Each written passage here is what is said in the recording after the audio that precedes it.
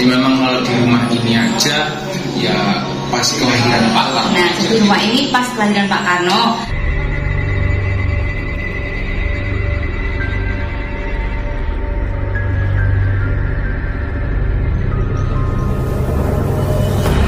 Assalamualaikum warahmatullahi wabarakatuh. Salam rahayu, salam budaya, salam sejahtera bagi kita semua. Jadi kali ini kita berkesempatan untuk mengunjungi sebuah rumah yang disebut dengan Haus Soekarno. Ini adalah rumah dari bapak kita. Seperti apa sih Haus Soekarno ini? Yuk masuk.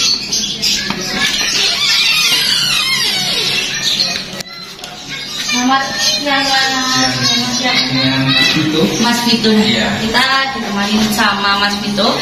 Nah, yang akan menerangkan tentang apa sih Mas Haus Soekarno?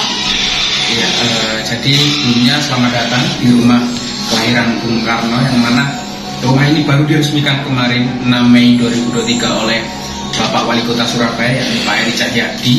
Dan mengapa kok rumah ini diresmikan? Karena hal ini dilatar belakangi sama pidato Pak Karno pada saat menerima gelar honoris causa di Universitas Padjadjaran pada 1964, yang mana beliau menyebutkan bahwa beliau lahir di Surabaya, jadi beliau arek Surabaya. Asli Surabaya ya? Asli Surabaya. Mungkin kita masuk aja langsung ke ruangan Sugeng, yang mana ini ruangan utama dari rumah ini. Tadi untuk jadi itu tempat tinggalnya Bapak Soekarno gitu Mas? Jadi kita ini dimulai dari Pak Sugeng, ayahanda dari Pak Karno dan juga Bu Ida Yuningsari Srimben, iya, yang merupakan ibunda dari Pak Karno. Pak Karno Yang dulu itu Pak Sugeng sendiri merupakan guru yang mengajar setelah lulus dari sekolah keguruan. Beliau mendapatkan tugas di Bali bertemu dengan Bu Ida Yuningsari. Iya. Oke, mungkin ceritanya dimulai dari ayahanda dari Pak Karno, yakni Pak Sugeng sendiri, yang seorang guru. Beliau guru setelah lulus dari sekolah keguruan, yang dulu itu namanya Quack School for England Underwich. Jadi kayak sekolah keguruan pada masa penjajahan. Di Hindia Belanda ya? Iya, jadi beliau sudah lulus, beliau akhirnya untuk permulaan beliau mengajar di Probolinggo. Hanya sebentar, mungkin nggak sampai seperti itu. Lalu akhirnya beliau ditempatkan di Bali. Di Bali ini cukup lama. Di sini juga beliau memulai ceritanya menikah dengan ibunda Pak Karno, yaitu Ida Yuningsari Srimben, dan juga mempunyai anak pertama, kakak Pak Karno, yakni Bu Sukarmini. Gitu. Namun di balik itu kisah asmara dari Pak Sugeng dan Bu Ida Yuningsari ini dibilang sangat sulit karena ditentang dengan restu orang tua, karena perbedaan agama dan etnis budaya. Karena kan Pak Sugeng ini seorang Jawa asli ya, dan Bu Ida Yuningsari ini seorang Hindu dan putri Bali gitu. Oh iya. Dan akhirnya di situ mereka berencana untuk pindah dari Bali ini ke Surabaya. Karena Pak Sugeng sendiri mengajukan untuk dipindah tugaskan ke Surabaya. Akhirnya pada 1898 beliau pindah ke Surabaya untuk mengajar di Inline School Surabaya. Inline School Surabaya sekarang telah menjadi SDN Sulung. Jadi beliau dari Bali ke Surabaya ini menggunakan jalur kapal, menggunakan jalur transportasi laut, yang mana memang dulu jalur darat ini belum dimungkinkan untuk digunakan. Jadi beliau setelah sampai di kawasan Surabaya ini memilih rumah ini dan tidak beli, melainkan ngontrak aja. Oh, dulu ngontrak awalnya. Karena Pak Sugeng sendiri memang seorang guru namun berpenghasilan yang rendah. Oh iya. Pada zaman itu memilih rumah ini sebagai tempat karena dulu kawasan Peneleh ini juga merupakan kawasan dari orang Bali, orang pendatang. Jadi agar Ida Yuningsari gampang beradaptasi dengan Surabaya.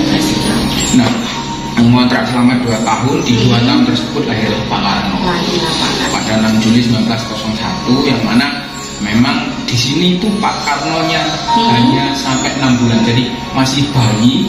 Akhirnya pindah lagi ke Jombang. Oh ya, tapi asli lahir di sini ya? Asli dilahiri, dan di ruangan ini beliau lahir di ruangan khusus.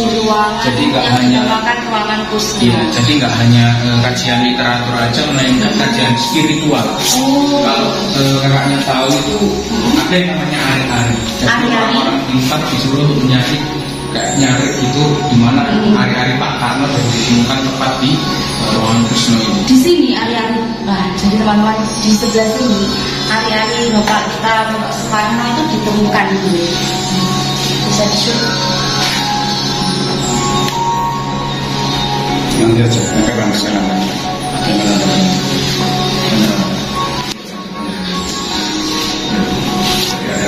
Memang beliau juga setelah ke Jombang itu banyak perjalanan beliau hingga ke Tulungagung dan diganti namanya menjadi Soekarno.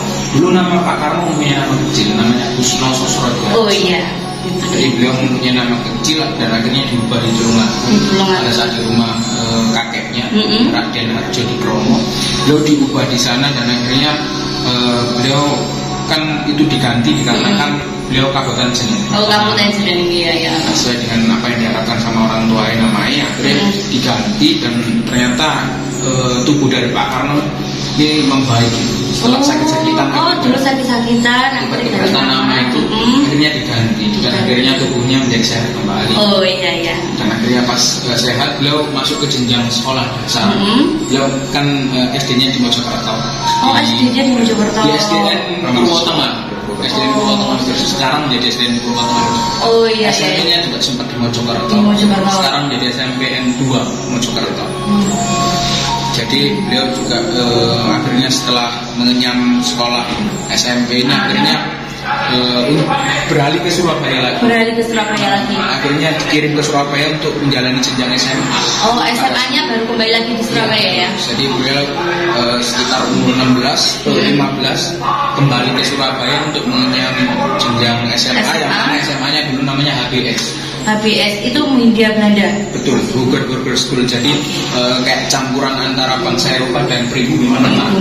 Gitu. Akhirnya beliau di HBS, beliau dititipkan ke rumah Pak Cokro Aminoto yang selaku ketua Sarekat Islam juga. Iya, itu ada daerah sini juga. Ada juga daerah sini. Di daerah sini juga. Jadi beliau ngekos di sana dan pemikiran-pemikiran beliau berkembang itu ya karena belajar dengan Pak Cokro itu tadi. Iya, betul. Selain beliau sekolah di HBS, beliau juga mendapatkan istilahnya les tambahan gitu, dengan Pak Cokro Aminoto dan akhirnya setelah lulus HBS beliau akhirnya pindah lagi ke Bandung untuk menjalani jenjang Universitas yang diikuti.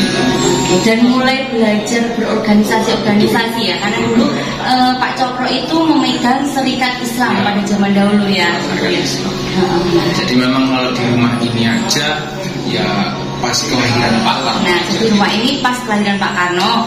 Untuk ada masa-masanya pas ngekos itu ada di rumah Pak Cokro. Rumah Pak Cokro yang ada di sini juga. Ya. Nah, rumah Pak Cokro itu sendiri tuh dulu nggak hanya dari Pak Soekarno ya, ada beberapa tokoh-tokoh yang ada di situ. Di situ kayak Semaun. Iya, kayak Semaun, Muso, betul banget. Ya, banyak di sana. Ceritanya juga bersambung gitu. Nanti kita bisa lanjut ke sana. Habis ini. Terus ini ada ruangan apa lagi? Iya, ruangannya memang segini aja. Dulu itu memang sebelum ada pemukiman kayaknya sekarang itu, ini dulu setelah pintu ini merupakan halaman belakang. Jadi nggak ada yang namanya toilet. Gitu. Oh iya. Jadi memang halaman belakang dan tata letaknya ya ini kamar Pak Karno, itu kamar ibundanya. Sering. Nah tadi kan awalnya mengontrak ini mas. Iya. Nah sampai ini akhirnya jadi miliknya apa? Itu memang mengalami beberapa polemik ya. Memang yang punya sendiri ini, yang mempunyai rumah ini memang udah ditawar sama pemerintah dengan awal harga itu 300 hingga sampai kena itu 1,2 kurang lebih 1,2 miliar. Jadi memang pas kepemimpinannya Bu Risma itu baru kena 1,2 dan akhirnya diresmikan sama Pak Edi Cahyadi. Itu dia. Oke, mungkin itu aja ya. Nah mungkin itu aja sejarah tentang host Soekarno ya, sejarah Soekarno. Alamatnya ada di mana nih mas? Itu alamatnya sendiri ini kawasan Peneleh. Gangnya Kang Pandean 4. Jadi bisa dicari. Nah ini cocok buat teman-teman ya, rekomendasi untuk destinasi belajar sejarah Surabaya ini harus wajib mampir sendiri mas ya. Wajib banget ada yang namanya bias sejarah. Nah biar nggak selalu ada timbul persepsi atau omongan masyarakat mengenai lahir dari Bung Karno yang gitar. Iya betul. Kalau makanya memang ada di Blitar ya, Ya, tapi betul. murni Bapak Suparno memang asli lahir di sini. Ayo kita sama-sama belajar sejarah, kita sama-sama melestarikan sejarah, dan mungkin sampai sini kurang lebihnya kami mohon maaf. Wassalamualaikum warahmatullahi wabarakatuh. Salam budaya, salam rahayu.